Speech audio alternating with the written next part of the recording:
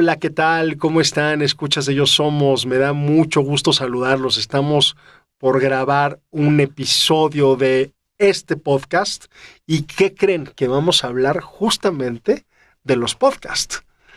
Que como he dicho ya en algunas otras ocasiones, a mí por lo menos me han cambiado la vida. Me ha cambiado la vida, por supuesto, producir este podcast que es Yo Somos, pero también escucharlos. Escucharlos ha sido una gran aventura, ha sido un gran descubrimiento. Después de tantos años dedicado a los medios de comunicación, he encontrado en el podcast un medio para mí ideal. Creo que cada quien tiene el suyo. Yo he encontrado el mío y la verdad es que no lo he encontrado solo. Lo he encontrado de la mano de podcasteros increíbles y de podcasteras increíbles. Y está junto a mí una de ellas y me da muchísimo gusto presentarles a Inger Díaz Barriga. Estamos grabando en la Universidad Iberoamericana. Gracias por estar aquí. Muchas gracias, David. Para mí es un gusto siempre volver aquí, mi alma mater también. Entonces, y la invitación y conversar contigo y con tus podcast escuchas, o no sé cómo se les diga. Pues qué ilusión, qué bonito compartir. Gracias. Muchas gracias. Pues gracias a ti. Decir que Inger es exalumna de la carrera de comunicación, que fue mi alumna hace no sé cuánto tiempo. Sí, años, ya. Pues, ¿qué serán? 25 mínimo. Más o menos, una clase de dirección de escena que por cierto estuvo muy divertida. Ya verán la foto del podcast, pero en aquel entonces Inger tenía el pelo rojo y era bastante punk. Era una cosa muy divertida, otras épocas, otros momentos que, claro, recordamos con muchísima nostalgia. Y bueno, una larga carrera como periodista en Chilango, en WFM, durante también muchísimos años haciendo un montón de cosas ahí. Y en 2016 resulta que tiene una invitación para ir a trabajar a Univisión. Y esta invitación para hacer televisión, para hacer noticieros, termina convirtiéndola en una historia increíble, en una podcastera. Sí, bueno, te voy a corregir nada más tantito. Cuando me invitaron no era tele lo que me invitaron a hacer, porque justo yo lo que nunca había hecho era tele. Pero me invitaron a hacer contenido digital para noticias. Y la idea era que íbamos a trabajar en cosas de comida, ¿no? Era como hacer un proyecto, desarrollar un proyecto que lograra crecer en cuanto a identidad cultural de la audiencia latina a través de la comida, que la audiencia latina en Estados Unidos es tan diversa, ¿no? Como que, pues claro que hay no solo mexicanos, hay venezolanos, hay colombianos, hay puertorriqueños, hay dominicanos, hay, ¿no? O sea, es un mar. Entonces, había como que buscar algo para unificar esa audiencia y dijimos, la comida, ¿no? A partir de la comida vamos a empezar a hacer eso y empezamos con un proyecto de comida que estuvo muy divertido hacerlo también, pero que de repente en todas estas reestructuraciones de empresa y todo decían, no, es que esto nos tendrá que estar dando dinero más pronto y no nos está dando dinero, vamos a terminar el proyecto de comida de momento y vamos a hacer otra cosa y vamos a mover gente del lugar y movieron todas las fichas del fichero y a mí me mandaron a noticias y entonces yo estaba diciendo, no, yo llevo toda la vida tratando de escapar de noticias, ¿no? Porque pues es muy bonito y es muy interesante y aprendes muchísimo, pero también es algo muy desgastante, ¿no? Sobre todo si tienes un poco como yo, corazón de pollo, emocionalmente puede ser muy desgastante trabajar en noticias, ¿no? Todo el tiempo. Entonces, al principio yo me quejé mucho, pero pues tampoco tenía para dónde hacerme, era eso o abandonar el proyecto. Porque además eras una mexicana en Miami que había dejado su casa, que estaba ahí por una temporada, ¿no? Claro, ya llevábamos un poquito más de un año, ¿no? Y sí, había sido mudarnos todo, entonces era, pues te bajas del barco y lo dejas solo porque no quieres noticias, o apechugas y a ver qué aprendes de esto, ¿no? Entonces optamos por la segunda opción. y estuvo bien interesante porque quedarme en ese equipo, bueno, no fue, o sea, sí estaba en Noticias Digital, pero también formaba parte del equipo de enganche de audiencias. Entonces, ahí mis jefas, mi jefa Delia Rodríguez, que yo siempre que puedo la menciono porque de verdad para mí ha sido un parteaguas en mi carrera, ¿no? Todo lo que aprendí, todo lo que me impulsó y su forma de liderazgo también era para mí muy revolucionario y yo nunca había visto eso. Entonces, ella como que empezó a ver, ¿no? Y decía, a ver, enganche de audiencias tal, pues esa era su onda, estar pescando como qué podíamos hacer. Y estaba en Estados Unidos, era el 2016, y estaba en pleno auge, acababa de reventar en el 2013 Serial, el podcast que volvió a poner el formato podcast en la escena como algo que podía ser escuchado por millones de personas y atrapar la atención de millones de personas. Ese podcast Serial que produjo, me parece que era de This American Life. Y bueno, entonces ya me desvié. Pero entonces Delia traía esta onda de que tenemos que hacer podcasts, ¿no? ¿Cómo le hacemos? ¿A quién se le ocurre? No sé qué. Y yo había oído Serial y estaba oyendo la siguiente producción después de que hicieron Serial. Hicieron los mismos productores uno que se llamó S-Town, que quería decir Shit Town, ¿no? Pero era como una forma de ponerlo un poquito menos brusco y que a mí me parece una joya. Hasta la fecha sigue siendo mi podcast favorito, ¿no? Y me acuerdo que yo estaba así fascinada porque me parecía, es que esto es una obra de arte, esto es como hacer cine, pero en audio, ¿no? Y puedes entonces producir y contar unas historias y darles una profundidad increíble y darles el tiempo que merecen y darles, ¿no? Como vestirlas como si fueran tus Barbies, ¿no? Yo decía, está divertidísimo, me encanta. Y entonces ella me veía emocionada con eso y me decía, pues vas, ¿por qué no haces un podcast? Y yo, pues, con toda la inseguridad del mundo decía, pues, o sea, ya, pero es que, oye lo que te estoy diciendo, o sea, es una obra de arte, yo no sé si voy a poder hacer algo así, ¿no? Y entonces, bueno, pero ella como con mucho impulso y con mucho ojo, me decía, vamos a estar pendientes, por ahí nos topamos alguna historia que valga para empezar a experimentar con el formato y quiero que te metas y tal, y me impulsó hasta que nos topamos con una historia efectivamente de pronto que era como cuando me dijeron, escribe esto, haz una nota, ¿no? Hice la nota y dije, no, pero es que hay tanto más que decir de esto. Entonces le dije a mi jefa, ¿cómo ves si empezamos a rascarle por aquí a ver si podemos hacer algo más? Y ella desde luego lo vio, ¿no? Yo creo que ella lo vio antes que yo y estaba esperando que de mí saliera y entonces un poco me dijo, por supuesto, ¿no? Me dio todo el apoyo, me dijo, lánzate, ve de viaje, investiga qué onda con esta mujer, habla con ella, convéncela y a ver si podemos empezar a hacer algo. Y de ahí nace Mejor Vete Cristina, que es el primer podcast que yo hice, que es pues no sé, ahora en su momento yo creía que era como un documental sonoro. No sé si entra tanto en documental, puede ser que sí, pero más bien pues es no ficción, ¿no? O sea, es un relato sonoro de no ficción.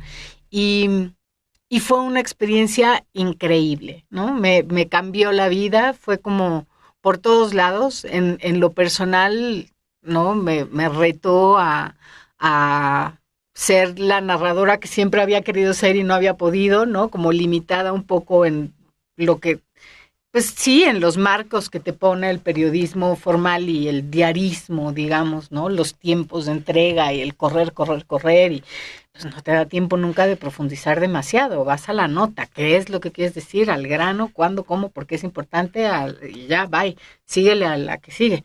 Déjame retomar ahí, hay un par de cosas, un par de ideas que creo que son bien importantes. Una es la ayuda de tu jefa. Sí. Y la visión, ¿no? Sí. O sea, creo que siempre tenemos a alguien que nos dice por ahí, ¿no? Uh-huh. Y eso se agradece, porque qué maravilla poder estar rodeados de personas que de pronto puntualmente nos abren un camino, ¿no? Y otra cosa que dijiste tiene que ver con producir cine sin imágenes. Uh-huh. Y eso es algo realmente alucinante. Y a mí me gustaría conectarlo porque cuando estrenaste Mejor Vete Cristina, que por favor escúchenlo, está en todas las plataformas, y es la historia de una señora que vende barbacoa en Filadelfia y cuyo restaurante ganó en alguno de los años el mejor restaurante de Estados Unidos, uno de los 10 mejores restaurantes de Estados Unidos, ¿no? En Bon Appetit lo nombraron, ¿no? Pero que es así como todo el mundo consulta Bon Appetit, los foodies, los gourmets van ahí a ver qué hay de nuevo y a dónde hay que ir, ¿no? Y sí, estaba entre los 10 mejores en el 2016, me parece que fue. Y era súper inesperado, porque era como, para empezar allá, todo el mundo cree que la barbacoa es el barbecue, ¿no? Pues son las costillitas, ¿no? Va más por ese lado. Entonces, todo el mundo no entendían muy bien el concepto. Y luego ya que les decías, no, es que es de borrego, se cocina de una forma muy particular, en un hoyo de tierra, tiene que tener hojas de maguey, de aguacate, una serie de cosas, la gente decía, ¿de qué me estás hablando, no? Y la pancita y el no sé qué. Entonces, era bien interesante darse cuenta que eso estaba teniendo ese alcance en Estados Unidos con una señora que ni siquiera se lo propuso. Ella estaba sobreviviendo. Sí, que además ni siquiera tenía papeles, ¿no? No tenía papeles, era indocumentada. Y cuando yo empiezo a hablar con ella y me doy cuenta de la profundidad del personaje y de que tenía o sea, ella había conquistado el sueño americano sin estarlo buscando, ¿no? Ella estaba escapando, tratando de salvar su vida cuando llega a Estados Unidos. Entonces, cuando yo empiezo a hablar con ella y ella me empieza a contar todo eso, yo digo, lo de menos es la barbacoa y Bon Appetit y el restaurante. O sea, que sí tiene mucha importancia, pero es de verdad lo de menos en esta historia, ¿no? Entonces, vamos a rascarle. Y, bueno, es increíble. Sí, óiganlo si pueden. Sí, óiganlo si pueden. Pues yo cuando escuché ese primer capítulo por primera vez, o sea, llegué, estaba esperando que mi hijo saliera de una clase, estuve caminando por ahí en un parque y cuando se acabó dije, ¿dónde está la pantalla de la película que no vi? ¿No? O sea, me pareció increíble y claro, me enamoré, por supuesto, de los podcasts en ese momento. Para mí fue como realmente mi primera experiencia. Ay, ¿no? qué bonito, no sabía. Sí, de verdad qué que fue increíble. ¿Cómo puede ser que un medio de comunicación sin imagen pueda ser tan poderoso y evocar precisamente tantas imágenes? Pues sí, está increíble. A mí lo que me parece, en el caso en específico de los podcasts que yo he hecho, que son de no ficción, tal cual, creo que es la oportunidad que te da de intimar directamente con el personaje, ¿no? Porque el personaje cuando está contando su historia, si tiene un buen entrevistador, si lo vas llevando, si desarrolla una relación de verdadera confianza, ¿no? A lo largo de un tiempo, como se hace un documental en cine, igual, tú sabes que cuando haces un documental en cine, pues hay quien lo hace de manera más veloz, pero por lo general, pues tú tienes a tu personaje y lo sigues durante un tiempo, te metes a su vida, ¿no? Estás días, por lo menos, a veces semanas, a veces meses, a veces años, siguiendo a una persona, metiéndote a su vida, a explorar, a ver cómo sacas de allí los hilos para contar la historia y para entretejerla. Entonces, con el audio, creo que lo que pasa es que al brincarte a la cámara como intermediaria, ¿no? O sea, cuando tú estás escuchando, pues parece que te lo estuvieran contando a ti, por teléfono o en persona. O sea, tú estás con tus audífonos y estás metido o en tu coche o en donde sea, pero estás tú solo con esa persona y esa persona es como que te lo estuviera contando a ti, ¿no? Y tú en ese momento eres capaz de meterte a su cabeza, a lo que está pensando, ¿no?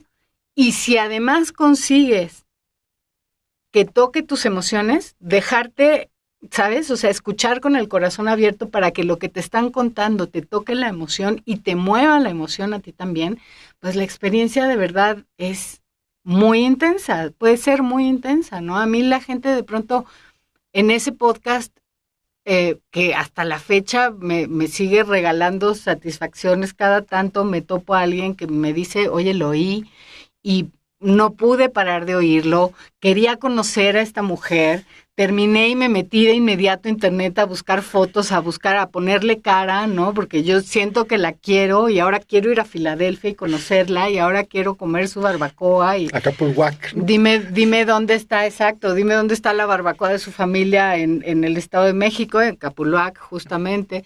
Y es muy impresionante lo que puedes mover, ¿no?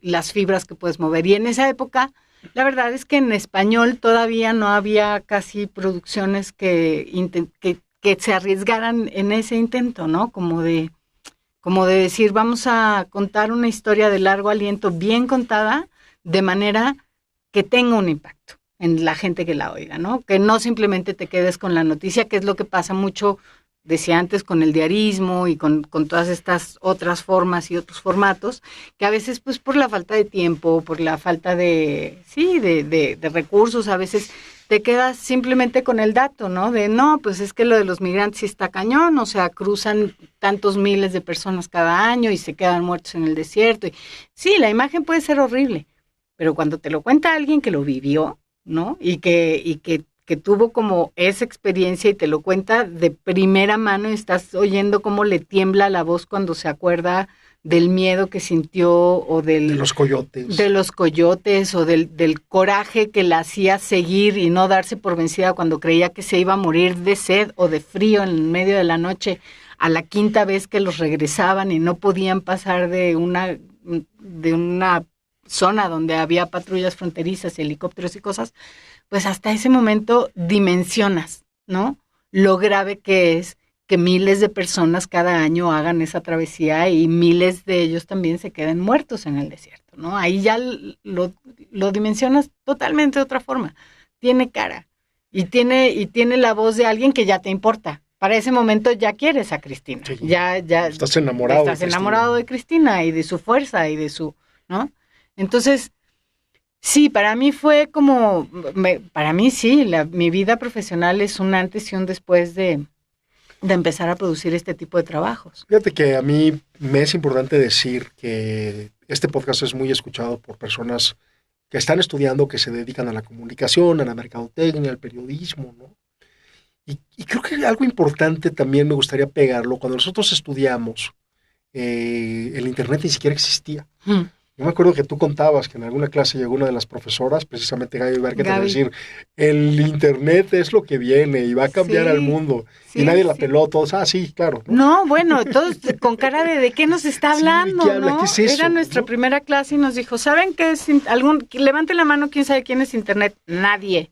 La levantó, nadie. ¿No? La vida de ninguno de nosotros podría interpretarse sin Internet en el 2024, ¿no? Se nos ha trastocado la vida por completo. Pero un poco a lo que voy es, estudiaste sin Internet, estudiamos sin Internet, estudiaste el subsistema de cine, hiciste periodismo tradicional, radio tradicional, y de pronto este corazón que quiere contar historias no para. O sea, creo que un poco lo que le quiero transmitir a las personas que nos dedicamos a la comunicación es que van a venir nuevos medios, pero lo que no va a cambiar es la posibilidad de contar historias.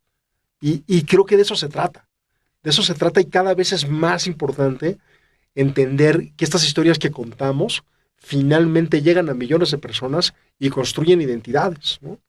Totalmente. Y la otra cosa que yo creo que también ha cambiado y que es muy mágica y que te abre así todas las posibilidades del mundo, es que ya no estamos sujetos y dependientes y dependientas de los medios de comunicación para hacer llegarles nuestras historias a quien sea, ¿sabes? Claro. Hasta donde queramos. Los medios son nuestros, yo no me canso de decirlo, y esto es increíble. Estamos ahora grabando con mi celular en una aplicación, cada vez es más fácil, el acceso realmente a la tecnología es prácticamente, completamente democrático, ¿no?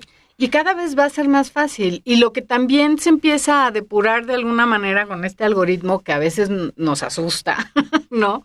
Pero lo que también se empieza a depurar es que la gente directamente a la que le puede interesar y que se va a enganchar con este tipo de historias y este tipo de narraciones va a llegar naturalmente a ti. Y es muchísima, muchísima más que el alcance que pueda tener cualquier medio convencional, así me digas radio en cadena nacional, así me digas lo que sea, ¿no? Obviamente, cuando empiezas, igual no tanto en lo que vas arrancando, pero al final, yo sí creo que todo tiene que ver con la calidad que le metes, el corazón que le metes, la intención que le metes a contar la historia que quieres contar, ¿no?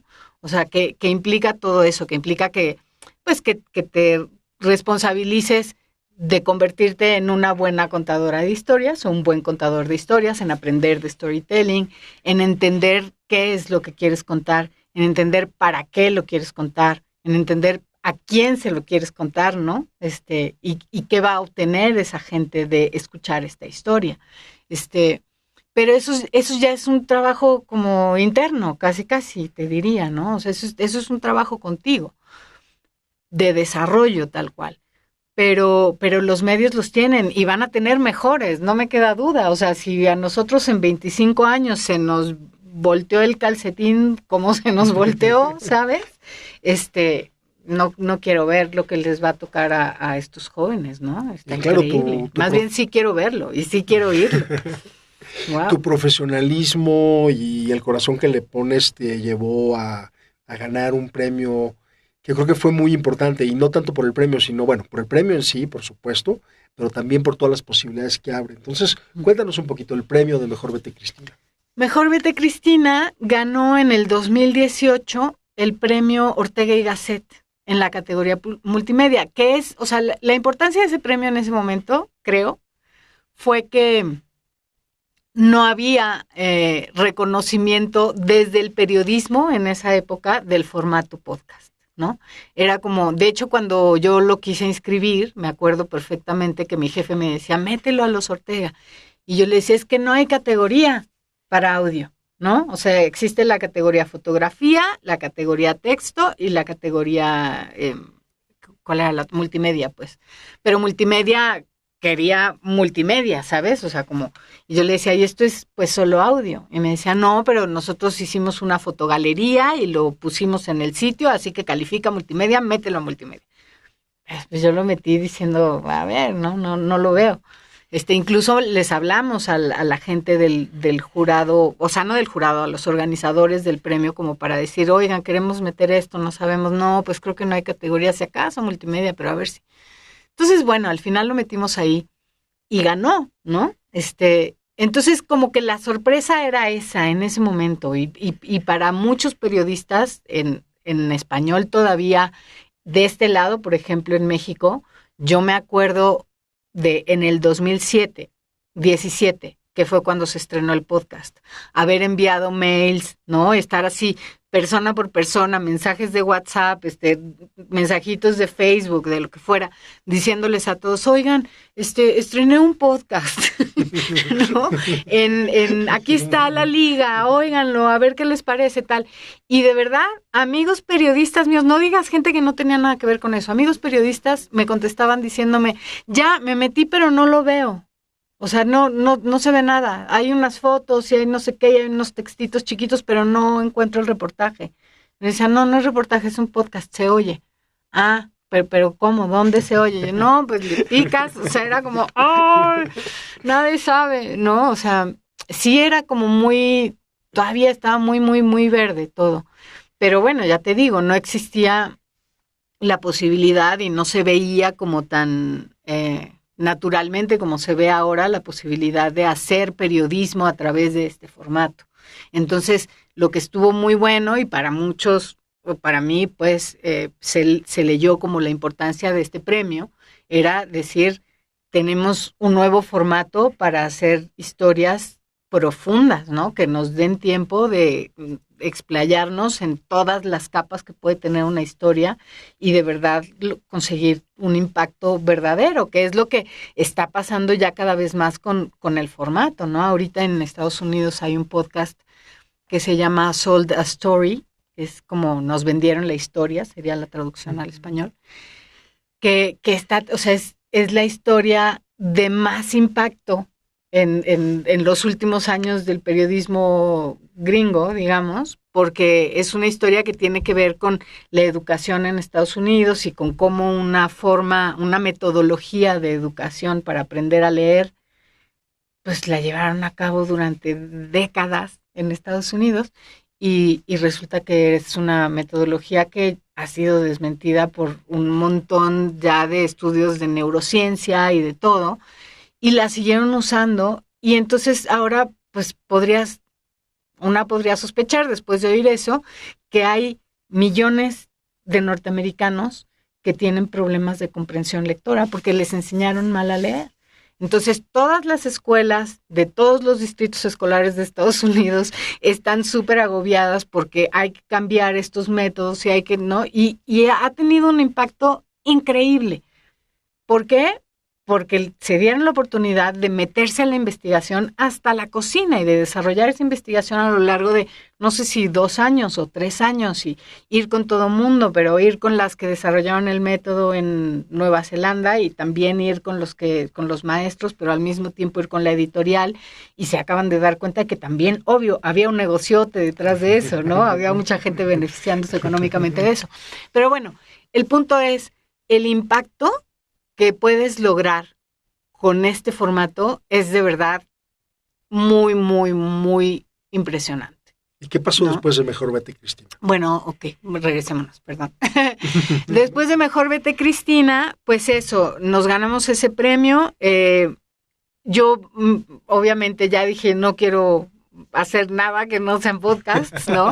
Por favor, no me aumenten el sueldo, pero cámbienme de puesto, nada más digan que soy la editora de podcast. Y sí, se me fue concedido. Entonces, me seguí haciendo estas historias. Al año siguiente tuve como un intensivo, ¿no? De contarlas, un poquito como el clima antes de la elección de López Obrador en México. Entonces me mandaron y me dijeron, haz un podcast, necesitamos que hagas un capítulo cada semana durante 5 semanas. Me volví loca, pero fue un supermáster. Uh-huh. Ese podcast es más... Para mí fue como un tallerzote, pues, ¿no? Más que otra cosa, como de explorar cómo se estaba viviendo aquí la elección. Pero después de ese podcast hice otro que se llama Eras una vez Venezuela, junto con una periodista venezolana que tengo el honor de decir que es mi amiga, pero independiente de eso la respeto y la admiro muchísimo, se llama Maye Primera. Y ella se fue a hacer como todo el reportaje cuando estaba habiendo un éxodo masivo de la gente más pobre. Ya la gente más rica de Venezuela ya estaban todos fuera. Pero ya era cuando los más pobres, los chavistas, los que habían sido chavistas, se estaban yendo porque es que no había manera, ¿no? Entonces hicimos ese podcast, que es un podcast bellísimo también, yo lo recomiendo mucho. Sé que de pronto nos queda lejos a veces, ¿no? Y entonces uno puede decir, no, pero pues a mí qué. Y la realidad es que son historias de personas como tú y como yo, que vale mucho la pena oír, ¿no? Entonces en este podcast es como la conversación entre Maye, periodista, con un hombre que estaba pues en una situación ya muy precaria, de mucha pobreza, después de todo, de cómo se había ido desenvolviendo la supercrisis, la magnocrisis económica de Venezuela después del chavismo y con Maduro. Y este hombre resulta que cuando están conversando, ella lo conoce en un lugar de paso donde se refugian pues los migrantes que están saliendo, ¿no? Rumbo a Colombia. Y cuando se sienta a platicar con él, se da cuenta de que ellos dos estuvieron estudiando en la misma universidad al mismo tiempo. Y como los caminos de ella y de él, pues se dispararon, ¿no? O sea, en algún momento ella, cuando sale y se va a Miami, pues sigue y hace su carrera y todo lo que quieras, y este hombre que iba a ser psicólogo, además, ¿no? Y que ahora está en situación de calle prácticamente, tiene una conversación como súper interesante y súper conmovedora sobre en qué crees y por qué sigues creyendo, ¿no? Este hombre, en la situación que estaba, seguía creyendo en el chavismo. Y ahí es cuando dices, hay una situación de humanidad que va mucho más allá del discurso político y de decir, este señor es un demonio, o es lo peor, o no, es un encantador de serpientes y les lavó el cerebro. No, hay otras cosas, hay otros motores humanos que te llevan a seguir creyendo en algo, ¿no? Y puedes entender también otra dimensión de esa historia. Desde luego la historia también está contada en términos más políticos y Maye hace una muy exhaustiva investigación y explicación de cómo se fue descomponiendo todo, ¿no?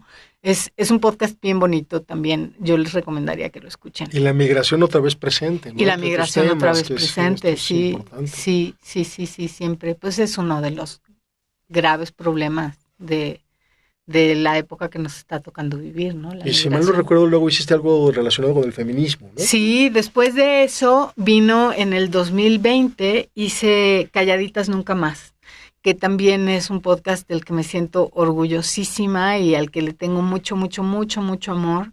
Ese podcast por ese podcast nos dieron después el premio Rey de España. Felicidades. En el 2021, en la categoría cultural y desarrollo social. Y lo que pasó con ese podcast fue que me permitió a mí también, que esa es otra cosa que te dejan estos trabajos en donde puedes meterte todo el tiempo que quieras, a entender una cosa que yo veía como una maraña imposible de desenredar desde donde estaba, porque cuando yo estaba viviendo allá en Estados Unidos, estalla aquí en México el Me Too en el 2000, ¿qué fue? Ya estoy confundida, en el 19, ¿no? Creo que fue el 19, sí. Y cuando estalla el Me Too en Twitter y todo esto, bueno, allá ya estaba la cosa ardiendo, allá ya estaba Weinstein casi a punto de ser llevado a juicio, o sea, ya había explotado todo. Pero comentábamos siempre en la redacción, estábamos muy impresionadas, mis compañeras y yo, y siempre venían y me decían, oye, y en México esto es como muy fuerte, ¿no? O sea, porque todas habían oído estas historias de yo qué sé, estos medios de comunicación que tenían sus catálogos y esas historias escabrosas que luego no sé si se han comprobado o no, pero a lo que voy es, en México se podría hacer algo con toda esta información, ¿no? Y yo siempre les decía, en México es muy difícil, la gente no habla de estos temas, o sea, sí tenemos el machismo muy, muy, muy, muy arraigado, incluso las mujeres, lo validamos muy sostenidamente, digamos, ¿no? Como nos educaron así, entonces son cosas que no se ven. A mí misma me costaba muchas veces en ese momento todavía entender algunas reacciones, ¿no? Yo me acuerdo, por ejemplo, cuando poquito después de eso sale Carmen Aristegui en su programa de CNN y quiere hacer trae a 4 o 5 mujeres, ya no me acuerdo, de diferentes ámbitos profesionales, era una clavadista, era una escritora, estaba Sabina Berman, estaba Carla Souza, ¿no? Había varias. Y cada una de estas mujeres iba a hablar e iba a contar una historia, o sea, su historia de abuso en el ámbito profesional, ¿no? Como cómo habían sido abusadas de alguna manera. Y muchas de ellas, creo que todas, o si acaso una sola dice el nombre de su abusador, pero muchas de ellas no lo dicen, ¿no? Y en ese momento también como que mis amigas de la redacción me decían, ¿ves? Aquí está, y yo decía, sí, pero pues no están dando los nombres de quiénes son y no están tampoco diciendo cuándo, o sea, sigue habiendo una cosa de protegerlos, yo no entendía tampoco, ¿sabes? Entonces, como toda esta confusión y todo lo que pasó con el Me Too en redes sociales, el de Twitter, el Me Too MX, ¿no? Donde empezaron a denunciar, en México empezaron a denunciar como por gremios. Entonces era el Me Too escritores, el Me Too abogados, qué sé yo, restauranteros, psicólogos, doctores, dentistas, no sé qué, ¿no? Y cuando empiezan con todo esto, yo me acuerdo de haber como tenido este termómetro entre amigas en México y en Estados Unidos también, hablando y mensajeándonos, diciendo, estás viendo esto, porque salían nombres de amigas tuyas haciendo denuncias, salían nombres de hombres que conocías o que eran tus amigos o tal, que estaban siendo señalados por algún tipo de abuso o algún tipo de actitud o comportamiento misógino o machista. Y era también las mujeres que salían a defender a sus amigos y decir, de ninguna manera yo por menganito meto las manos al fuego, lo conozco de toda la vida, él es incapaz, ¿no? Y las otras diciendo, pero te lo juro que me hizo esto, te lo juro que me trató así, te lo juro que se pasó de lanza de esta otra manera. Y había como esta crispación, ¿no? Que de pronto cuando alcanzaba sus puntos más álgidos, la conversación se rompía y se ofendían las familias y los hombres estaban hiperenojados y había esta sensación general de ya no podemos decir, ahora resulta, ¿no? Y luego cuando para colmo, duró 11 días nada más, esa explosión de mensajes y acusaciones en Twitter. Pero al 11º día se suicida el músico Armando Vega Gil, que tocaba en Botellita de Jerez y que además era escritor y que además era una persona que querían mucha gente y que era muy talentoso y que tenía como, pues sí, muchos y muchas fans. Es un referente en la música. Es un referente en la música, totalmente, ¿no? Entonces, claro, pero él hace, o sea, su suicidio es un escándalo porque él avisa que se va a suicidar, lo avisa en redes sociales, y está todo el mundo a la expectativa de si sí se va a matar o no se va a matar, y luego aparece el cuerpo en la calle, ¿sabes? O sea, era como... Y la gente está indignadísima, y los medios, muchísimos de ellos, que no habían tocado en absoluto el tema del Me Too y de la explosión, porque todo el mundo, porque salían nombres de mucha gente conocida y todo el mundo estaba protegiendo a todo el mundo y todo el mundo cuidándose de difamación, de demandas por difamación y de cosas. Y al final se tiene que suicidar Armando Vega Gil para que los medios tomen la noticia y hablen de que todo esto está pasando. Entonces, después del suicidio de Armando Vega Gil, pues se crispa el ánimo todavía más en la conversación sobre estos temas, ¿no? Que de por sí estaba siendo difícil y llega el momento en el que, ¿sabes qué? Ya no queremos, es como un manotazo. Se callan todas en este momento porque ya nos están haciendo suicidarnos, ¿no? Casi, miren lo que ocasionan y a esta chica la culpan.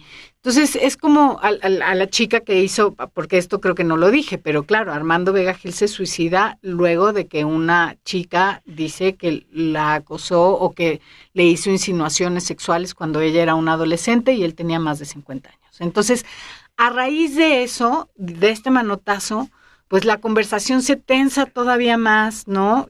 El manejo de los medios a mí me tenía estupefacta también, y me empiezo a dar cuenta de que todo este tema de callemos todo eso y silenciemos todo eso es sistemático y es estructural, y entonces empiezo a hacerme preguntas y digo, no, pues esto es un enredijo que quiero entender, pero que necesito meterme, y entonces voy con mi jefe y le pido que me deje hacer el podcast del mito en México y de cómo se está levantando una ola feminista en México validada por mucha rabia, ¿no? Que después se empieza a manifestar bueno, se vuelve evidente, digamos, para no redundar, en las manifestaciones de agosto del 2019, cuando se queman estaciones de policía y se rompen estaciones de Parabús, de Parabús, Uh-huh.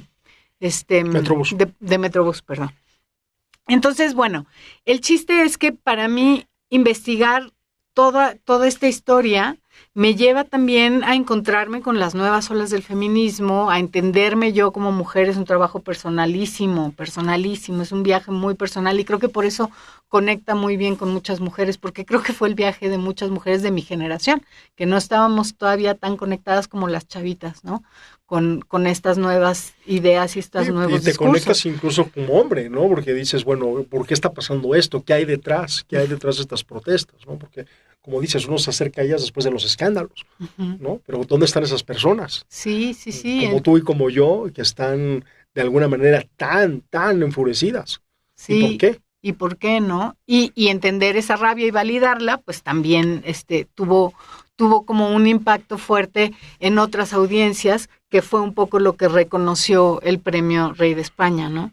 Entonces, para mí, ese premio, en su momento yo lo decía mucho, era como, este premio es de todas las voces, porque a diferencia de ese podcast, fíjate, a diferencia de Mejor Vete Cristina, ese podcast fue un podcast coral. En Mejor Vete Cristina prácticamente escuchamos mayormente a Cristina. De pronto están algunos miembros de su familia, uh-huh, pero es ella, ¿no? Y aquí era un podcast coral donde puedes escuchar decenas de voces de mujeres contando sus historias y contando sus momentos en esta ola del feminismo. Y fue todo un reto contarlo también, porque la estructura tenía que ser totalmente diferente, ¿no? No podía ser cronológica. Entonces, ese podcast fue muy lindo y le tengo también mucho agradecimiento y mucho cariño, y yo siempre digo eso, o sea, ese premio fue más como un reconocimiento a todas las mujeres que estaban alzando la voz con mucha razón para contar lo que querían contar, ¿no? Y para poner un alto a la violencia de género en ese sentido. Entonces, pues sí, imagínate, se me hincha el corazón de orgullo y de agradecimiento, ¿no? Porque es un privilegio que te dejen contar estas historias, que te cuenten. Pues sí, eso Pues fue, Calladitas. Y después Ayotzinapa. Y después Ayotzinapa, después regreso a vivir a México y me contratan desde Estados Unidos para hacer la adaptación al español de After Ayotzinapa, que es un podcast que desarrollan el Archivo de Seguridad Nacional de Estados Unidos a través de Kate Doyle, que es una investigadora súper reconocida y connotada en cuanto a temas de derechos humanos en América Latina. Y Ana Yancy Díaz Cortés, que es una periodista también con una trayectoria larguísima y es extraordinaria narradora y contadora de historias con mucha sensibilidad, con mucho corazón. Y ellas dos empiezan a desarrollar ese proyecto en inglés.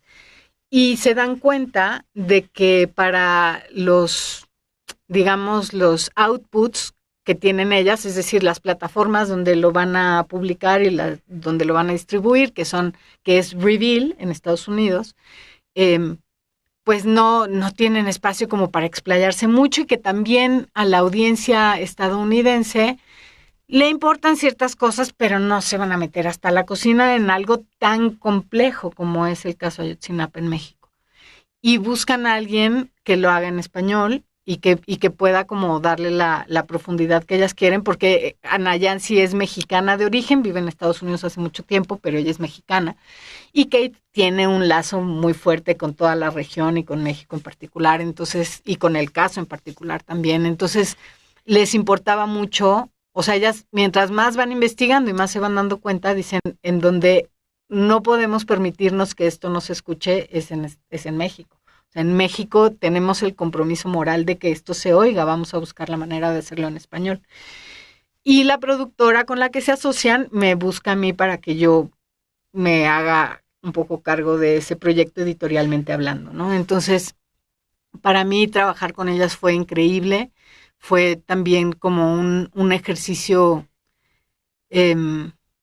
sí, narrativo, pero también había como que traducir un poco todo ese enredijo, ¿sabes? O sea, era muy difícil armar el rompecabezas en una historia que ha tenido tantos ires y venires a lo largo de tanto tiempo, que se han dicho y desdicho en versiones unos y otros lados, que además la información estuvo y bueno, claramente sigue estando, ¿no? En el interés de gente ocultar la verdad y ocultar las evidencias y ocultar todo lo que se puede ocultar.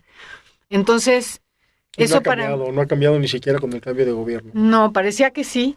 En algún momento, justo cuando estábamos haciendo este podcast, nosotras nos esperanzamos mucho porque una de nuestras fuentes era el exfiscal Omar Gómez Trejo, ¿no? Él aceptó contarnos y mantenernos al tanto de cómo iban avanzando en la medida que no comprometía la investigación, desde luego, pero como para efectos narrativos del podcast, ¿no? De irnos contando lo que sí se sabían como verdades, ¿no? Y un poquito el contarnos cuál había sido su experiencia a lo largo del caso, porque él había estado vinculado con el caso casi azarosamente desde un principio, como de ladito, hasta que se obsesiona y dice, yo tengo que usar todo lo que ya sé, porque él había estado primero como observador de la ONU y como, ¿no? Como en diferentes lados del lado, te digo, pero cuando ya en algún momento él empieza a darse cuenta de que le importa mucho y ve una oportunidad de trabajar con el GIEI, levanta la mano y dice, yo quiero estar ahí. Y entonces tiene un trabajo súper importante con la primera etapa de trabajo del GIEI en México, y después de eso tiene que salir huyendo. Perdón, para que nuestra audiencia sepa, que hay gente de todo el mundo, son expertos internacionales que vienen de manera independiente a resolver el caso Ayotzinapa, pero no lo pueden resolver a final de cuentas no por ellos, sino por el montón de trabas que hay por todos lados. Sí, a ellos los reúne la Comisión Interamericana de Derechos Humanos y vienen en un principio un poco como observadores y vienen a señalar las falencias y las cosas que hay que retomar y que investigar o a marcar líneas de investigación que nos están viendo. O sea, vienen a hacer un trabajo de colaboración impresionante, ¿no? Y de verdad valiosísimo. Entonces, bueno, este exfiscal trabaja con ellos y después de trabajar con ellos un buen rato, llega un momento en el que Tomás Herón les pone un 4 en el que los exhibe como si ellos estuvieran involucrados. En específico al exfiscal como si él estuviera tratando de, ¿sabes? Como de, espérame, porque esto no me quiero equivocar al decirlo. Es como si, o sea, querían decir que ellos fueron observadores del día que encontraron ciertas evidencias cerca del río, ¿no? Y querían avalar el encuentro de esas evidencias a través de decir, este señor estuvo ahí, que en esa época él era observador de la ONU y estaba trabajando con el GIEI, pero él no había estado, ¿no? Y justo era lo que el GIEI estaba diciendo, nadie puede avalar cómo encontraron esos restos en el río, nadie lo vio. Justo, pues lo que ellos estaban planteando un poco era, ¿de dónde vienen? No sabemos. Nadie ha sabido. El gobierno viene y dice esto, pero nadie lo vio, ¿no? Y estos quieren decir que el fiscal sí, o sea, que en esa época no era fiscal, es que no quiero confundir tampoco tanto, pero el punto es que en ese momento él tiene que salir de México, y se va a trabajar a Washington, y en la Comisión Interamericana de Derechos Humanos lo acogen, ¿no? Porque dicen, entendemos que no estás seguro en México en este momento, ¿no? Que tu vida o tu seguridad o tu integridad corre peligro si te quedas en México, así que vente y trabaja aquí. Y él abre un expediente desde Washington en el que sigue el caso durante muchos años. Y después de eso, se abre la oportunidad de que él sea... Y después de eso se abre la oportunidad de que él se convierta en el fiscal especial para el caso Ayotzinapa con el gobierno de López Obrador, al empezar el gobierno de López Obrador. Entonces, claro, parecía que era, bueno, no, eso yo no tengo dudas, sí, para pero resolver todo este enigma, ¿no? Y parecía que se podía, sobre todo parecía que se podía. Yo sí creo que él era el indicado, lo sigo creyendo. Y porque además creo que él tenía una cosa ya personal con el caso, ¿sabes? Estaba tan involucrado, hasta que empezó a hacer su trabajo. Empezó a hacer su trabajo. Y ahí fue donde fue parado, ¿no? Pues parece que sí, ¿no? Eso es lo que parece. Pero bueno, el caso es que tuvimos la oportunidad de hacer ese podcast y lo publicamos en el 2022, a principios del 2022, y fue muy esclarecedor porque de verdad, si lo pueden oír, óiganlo. El caso de Ayotzinapa, con lo intrincado que es y con lo enredado y lo confuso que puede ser, entre Olivia Cerón, que es otra gran periodista que también puedo decir que es mi amiga con mucho orgullo y también es exalumna de esta universidad. Entre las dos hicimos un trabajo, ¿no? Yo como editora, ella más como narradora, digamos, y después coescribimos juntas al final, pero hicimos un trabajo bien importante como para entenderlo, ¿no? Bien útil y está muy bien, oigan, después de Ayotzinapa. Déjenme contarles que Inger desde hace muchos años, con una pausa en Miami, vive al lado del lago en Valle de Bravo, ¿no? Sí. Lo cual es increíble. En algún momento dejó su carrera en la radio aquí en la Ciudad de México para irse para allá. A todos nos pareció una locura. Colabora, por supuesto, con Brinca Taller de Animación, que es una empresa, pues bueno, creo que totalmente de vanguardia y que está abriendo todos los caminos para los animadores en México. O sea, básicamente creo que está inventando la industria de la animación cinematográfica en México, ¿no? Y a mí me gustaría que nos cuentes un poquito cómo llegas a colaborar específicamente con Homie Somewhere Else, o Mi Casa Está en Otro Lado. Por cierto, tenemos un podcast ya en donde hablamos con los directores y con el productor, ¿no? Pero ¿cómo llegas ahí? Porque además, aunque vamos a hablar de cine en este caso, pues es un cine muy especial. Porque por un lado es un documental, pero por el otro lado es una animación. Y de hecho, la animación, por lo que nos contaban, técnicamente se hizo sobre las entrevistas, precisamente a migrantes. Precisamente a familias que viven con un pie en México y otro pie en Estados Unidos, ¿no? Familias en donde un hijo tiene papeles y el otro hijo no tiene papeles, etcétera. Corran a verla, por cierto, ¿no? Sí. Pero me gustaría, por favor, que nos cuentes un poco de tu experiencia profesional con Homie Somewhere Else. Pues ha sido increíble porque, otro paréntesis chiquitito, pero yo quería hacer cine. Cuando yo estudié... Claro, me acuerdo. Cuando yo estudié aquí, estaba en subsistema de cine y quería hacer cine y me desvié muy rápido. Mi primer trabajo fue en Reforma y ya no salí del periodismo y ahí me quedé durante toda la vida. Pero entonces cuando empezaron a hacer Carlos Hagerman y Jorge Villalobos, cuando empezaron a hacer esta historia, se dieron cuenta también de que contar las historias de inmigrantes de pronto requería tener cierta prudencia y cautela con sus identidades, ¿no?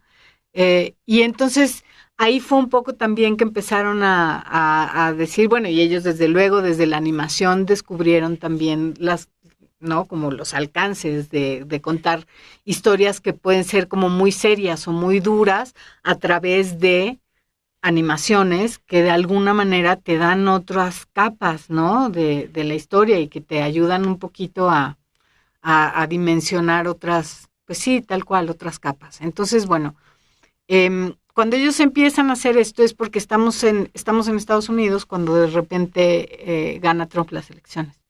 Y entonces nosotros pues ahí en Univisión muy conectados con toda la comunidad latina y todo, nos empezamos a dar cuenta de cómo eso está afectando emocionalmente a la gente, ¿no? O sea, nos llegaban mensajes por todos lados, por las redes, por los canales, las llamadas a los programas de televisión, todas estas cosas. Y vemos en algún momento, Jorge y yo, vemos el documental que hizo Jorge Ramos en esa época, donde él retrata un poco cómo va creciendo la polarización, que nadie vio, ¿no? Que cuando vienen las elecciones y gana Trump, lo más sorprendente es que todo el mundo esperábamos que ganara Hillary Clinton, nadie creía que sí iba a ganar. Y Jorge Ramos lo que había hecho durante meses antes de eso había sido irse a retratar a toda la gente que sí le iba a Trump, ¿no? Y levanta este documental donde dices, híjole, aquí están todos estos que nadie volteamos a ver. Pero bueno, en medio de esas entrevistas que hace Jorge Ramos, va en algún momento a unas escuelas y entrevista a niños chiquitos que están muertos de miedo porque creen que cuando salgan de sus casas, que cuando salgan de la escuela, probablemente lleguen a sus casas y sus papás ya no estén, probablemente los hayan deportado. Y entonces, ¿qué va a hacer de ellos? Se los van a llevar los servicios sociales ¿sabes? Y no van a volver a ver a nadie. Y los niños de 5 y 6 años o menos traen una angustia y un estrés y una cosa que es muy impresionante de ver. Y cuando Jorge ve eso, se conmueve muchísimo, ¿no? De saber como que eso está pasando y dice, es que esto nosotros podríamos encontrar en la animación una forma de darle voz a estos niños porque nadie está, o sea, siempre contamos las historias desde las voces de los adultos, ¿no? Y de pronto en la migración y en todo, parecía que los niños no tienen agencia y no pasa nada y se los llevan y los traen y los niños están teniendo un proceso propio del que también tendríamos que hacernos conscientes, ¿no? Y verlo. Entonces él empieza un poco como a moldear esa idea en su cabeza y hace primero una capsulita, como se pone en contacto con asociaciones de migrantes allá que están como haciendo, pues sí, activismo con lemas como Families Belong Together, ¿no? Las familias tienen que estar juntas y este tipo de cosas, porque ya estaba lo de la separación de familias muy fuerte también.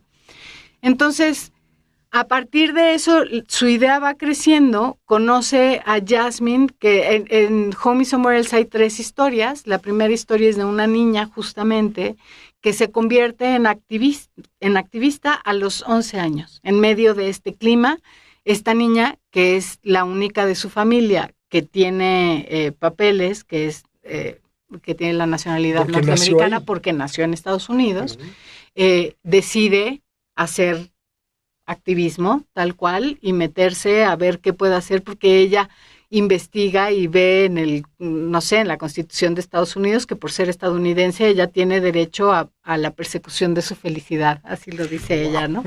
Dice, yo tengo derecho a ser feliz y a hacer lo que tenga que hacer para ser feliz necesito a mis papás. Y para ser feliz yo necesito que no deporten a mis papás. Entonces yo quiero ser activista y me meto y tal. Y entonces Sonder se fascina, obviamente. Sonder es Jorge, perdón, pero no. Jorge Villalobos. Así le decimos de cariño. Al cual le mandamos un enorme abrazo. Un beso. Y él se se fascina con esta historia y se la cuenta a Carlos Hagerman, que es su socio, y deciden, vamos a contar estas historias en animación, vamos a buscar otras historias de otras familias y vamos a hacer un documental con esto.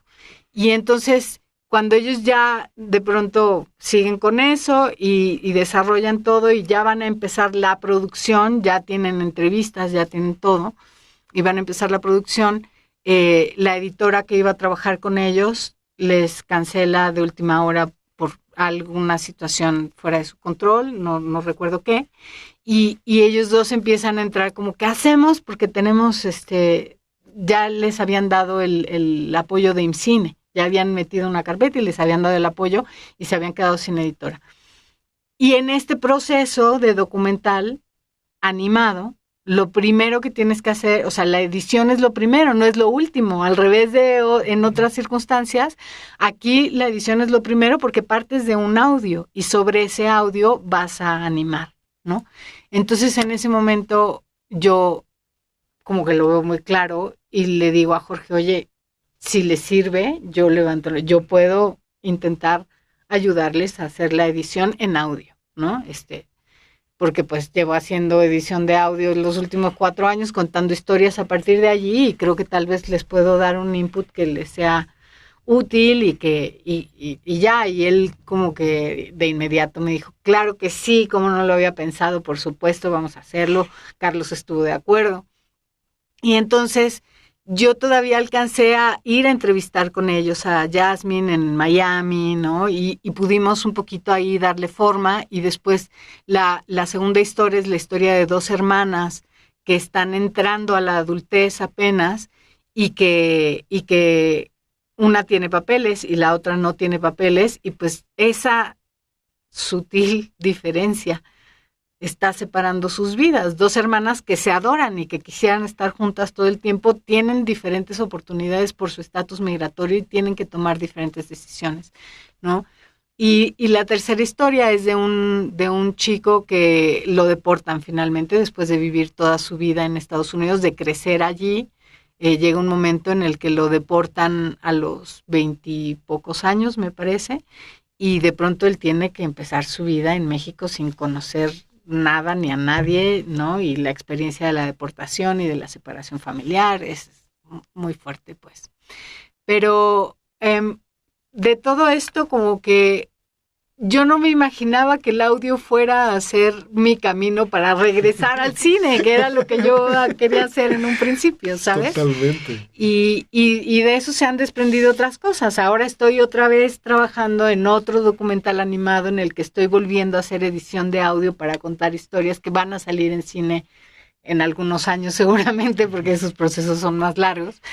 Pero para mí se ha vuelto como un ciclo, ¿no? O sea, al final el audio me ha regresado a lo que yo quería hacer, y sí me ha sacado un poquito también de la coyuntura apremiante de las noticias, ¿no? Como para entrar en mayor profundidad en las historias que cuento. Entonces, eso ha estado increíble.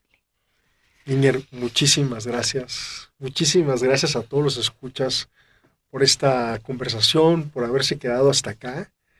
Yo lo he disfrutado tanto. Y bueno, me gustaría terminar pidiéndote por favor que nos cuentes cómo te ves en los próximos años. Uy, es que no sé, porque me agarras justo en la crisis de mediana edad. Profesionalmente, pues. Pues es así también, sí, no sé, o sea, me veo contando historias.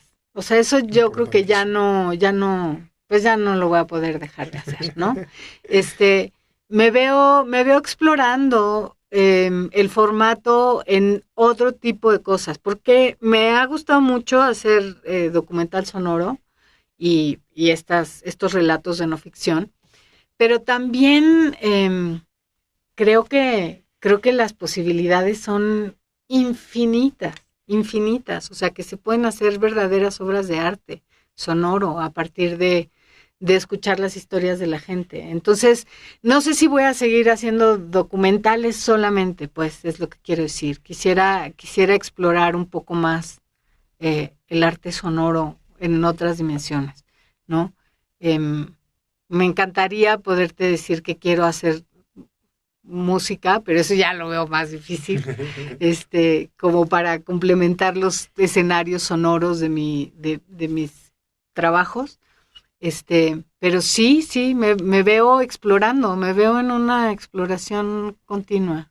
Qué maravilla. Pues seguramente te va a ir muy bien, sea lo que sea que emprendas. Ay, ojalá que sí. Y queridos escuchas de Yo Somos, no se pierdan la oportunidad de meterse al universo de Inger Díaz Barriga y sus historias en audio, en cine. Y bueno, un enorme abrazo. Yo soy David Greenberg. Este es el podcast Yo Somos. Estamos grabando el día de hoy desde la Universidad Iberoamericana. Muchas gracias. Muchas gracias, Inger, por estar acá y un enorme abrazo. Abrazo para todos.